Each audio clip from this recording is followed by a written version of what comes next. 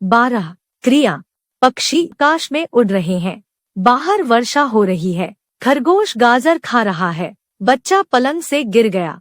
उपर्युक्त वाक्य में उड़ रहे हैं, हो रही है, खा रहा है तथा गिर गया आदि पद से किसी न किसी काम के करने या होने का पता चलता है। कोई कोई क्रिया हो रही है आता हम कह सकते हैं।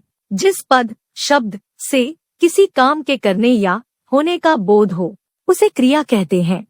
वाक्य में क्रिया का इतना महत्व होता है कि कर्ता के न होने पर भी केवल क्रिया से वाक्य का अर्थ स्पष्ट हो जाता है। जैसे दूध लाओ, रुको, शांत बैठो, जाओ। धातु दौड़ता है, खाता है, पढ़ता है आदि क्रियाओं का सामान्य रूप दौड़ना, खाना, पढ़ना है और इनमें से ना निकाल देने पर जो रूप रह जाता है उसे धातु कहते हैं। जैसे दौड़, खा, पढ़। कुछ क्रियाओं के सामान्य रूप और धातु रूप नीचे दिए जा रहे हैं। सामान्य रूप। धातु रूप उठना, उठ, लिखना, लिख, सोना, सो, पढ़ना, पढ़, हंसना, हंस। आपने देखा कि धातु में ना प्रत्यय लगाने से क्रिया का सामान्य रूप बनता है। क्रिया के भेद। पहले इन दो वाक्यों की क्रियाओं को देखिए और समझिए। गीता हंसती है, धोबी कपड़े धो रहा है। पहले वाक्य में हंसती है क्रिया से पूरी बात स्पष्ट हो जाती है। दूसरे वाक्य में ऐसी बात नहीं है। धोबी धो रहा है से यह स्पष्ट नहीं हो पाता कि वह क्या धो रहा है। जब तक कपड़े न कहा जाए तब तक कथन पूरा नहीं होता। कपड़े संज्ञा, धो रहा है क्रिया पद का कर्म है। ऊपर के वाक्यों में हंसती क्रिया को किसी कर्म की आवश्यकता नहीं है। आता यह अकर्मक क्रिया है। धो रहा है क्रिया को कपड़े कम की आवश्यकता है। आता यह सकर्मक क्रिया है। इस प्रकार कर्म के आधार पर क्रिया के दो भेद हैं। 1 अकर्मक क्रिया, 2 सकर्मक क्रिया। 1 अकर्मक क्रिया। अकर्मक अर्थात बिना कर्म के। जिन क्रियाओं को कर्म की आवश्यकता नहीं होती उन्हें अकर्मक क्रिया कहते हैं। जैसे आना, जाना, हंसना, रोना, सोना, दौड़ना, बैठना आदि। पक्षी उड़ रहे हैं, बच्चा रो रहा है। उपर्युक्त वाक्यों में कोई कर्म नहीं है। आता ये क्रियाएं अकर्मक है। अन्य उदाहरण, मोहन सो रहा है, गाड़ी आ रही है, गीतिका आ रही है, बच्चे हंस रहे हैं। 2 सकर्मक क्रिया। सकर्मक का अर्थ है कर्म के साथ। जिन क्रियाओं के साथ कर्म लगा हो और क्रिया का फल कर्ता पर न पढ़कर कर्म पर पड़े उन्हें सकर्मक क्रिया कहते हैं। जैसे लिखना, पढ़ना, सौंपना, कहना, बेचना, बनाना आदि।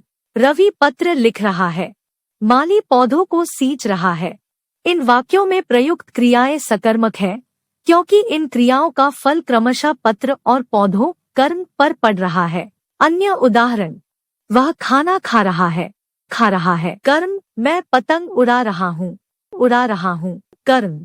कुछ क्रियाओं में 2 कर्म प्रयुक्त होते हैं।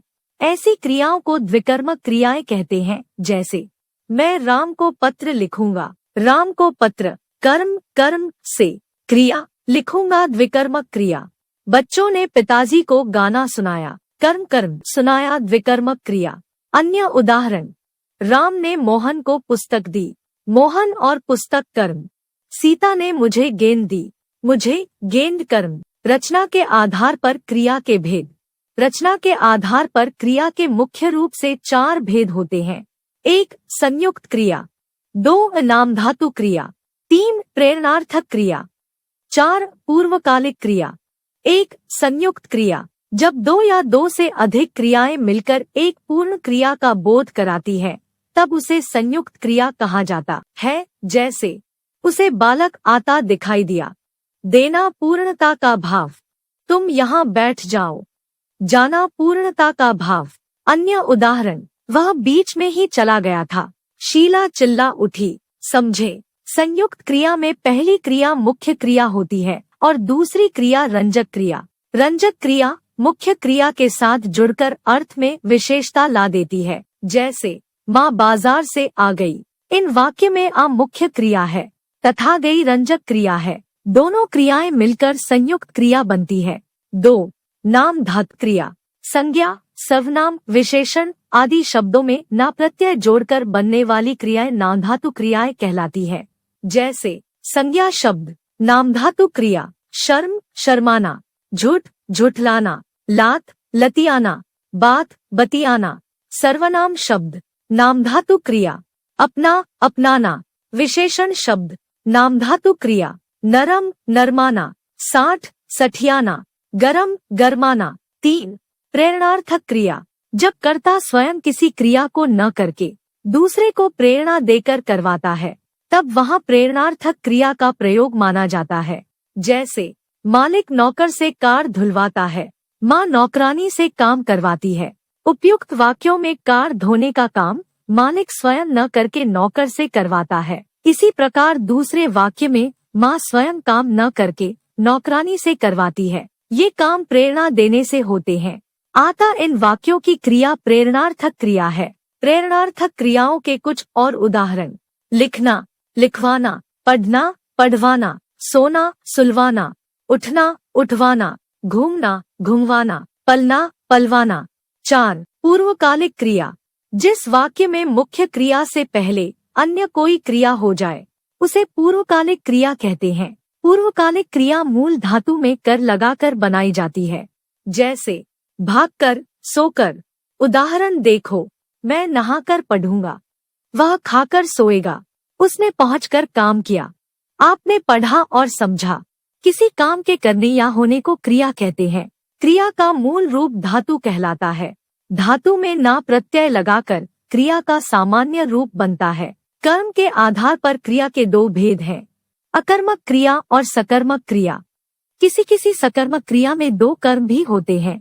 ऐसी क्रिया को विकर्मक क्रिया कहते हैं। रचना के आधार पर क्रिया के 4 भेद है, संयुक्त क्रिया, नामधातु क्रिया, प्रेरणार्थक क्रिया और पूर्वकालिक